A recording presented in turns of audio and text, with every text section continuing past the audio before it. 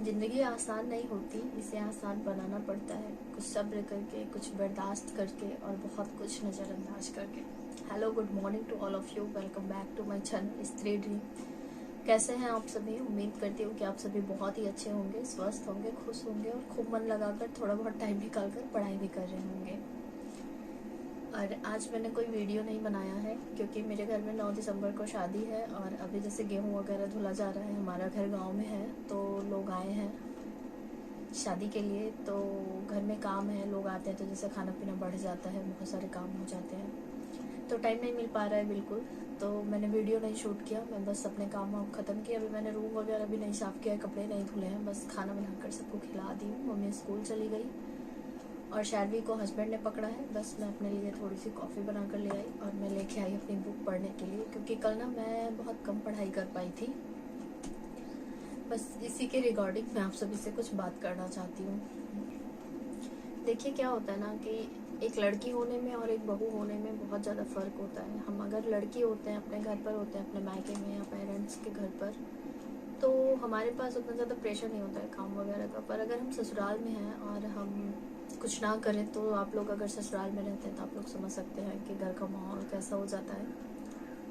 और इसके साथ पढ़ाई कंटिन्यू करना ना बहुत ज़्यादा चैलेंजिंग वाला काम है। पर अगर करना है तो जैसे ठान लिया है तो करना है, नहीं करना चाहते तो ना करें। यही सब बहानेबाजी करके, क्योंकि कहीं भी रहेंगे, मैं तो ये सोच के करती हूँ ना कि अगर मैं कहीं रहती तो क्या अपने लिए बनाती खाती नहीं, काम ज़्यादा भले हो जाता है, पर मैं अपने आप को ना ऐसे मोटिवेट करती हूँ। मैं सोचती हूँ कहीं रहती मैं बनाती खाती, कपड़े धुलती, मतलब हर एक काम करती ना, थोड़ा बढ़ गया है और क्या। और शार्वी को भी लेके मैं खुद को यही समझाती हूँ कि अगर मैं अकेले भी रह रही होती तो क्या मैं उनको खुद से ना देखती, काम भी करती ना साथ में अपने। तो बस कुछ इसी तरह से मैं अपने आप को मोटिवेट करती हूँ, पढ़ती हूँ। पढ़ाई छोड़ दूंगी तो फिर पीछे छोड़ के देख लिया है, कुछ नहीं मिलता है। बस जहाँ हो वहीं रह जाओगे, कभी निकल नहीं पाओगे आप यहाँ से।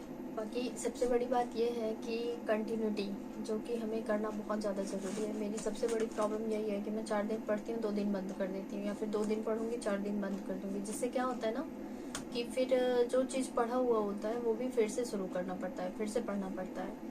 और मुझे एक चीज़ ये भी रियलाइज़ हो रही है, जैसे आज मेरे पास बहुत ज़्यादा काम होंगे। जैसे कल का दिन था, मैंने थोड़ा बहुत ही मतलब पढ़ा, उसके बाद मैंने पढ़ा ही नहीं। या फिर कभी कभी काम ज़्यादा हो जाता है, थकान इतनी हो जाती है ना, बैठने का बिल्कुल मन नहीं करता। तो ऐसा तो है नहीं कि 10 मिनट भी टाइम नहीं मिलता। ये हो सकता है ना कि हम लेटे लेटे ही थोड़ा बहुत कॉपी में जो नोट डाउन किया है वो सबका रिवीजन कर लें, क्योंकि छोड़ देना कोई ऑप्शन नहीं है। छोड़ देंगे ना तो हम अपने आप को ही पीछे धकेल देते हैं और इससे ज़्यादा कुछ नहीं होता है। तो बस यही बोलना है मुझे कि सब कुछ कर रहे हैं तो पढ़ाई नहीं छोड़ेंगे, क्योंकि अगर हम बीमार भी रहते हैं ससुराल में तो भी तो हमें काम करना पड़ता है ना। तो ससुराल में अगर बीमार रहते हुए काम कर सकते हैं, थकने के बाद पढ़ाई क्यों नहीं की जा सकती।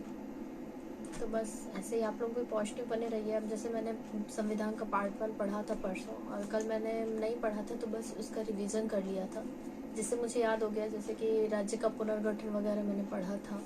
1 अक्टूबर 1953 में आंध्र प्रदेश भाषा के आधार पर बनने वाला भारत का पहला राज्य था।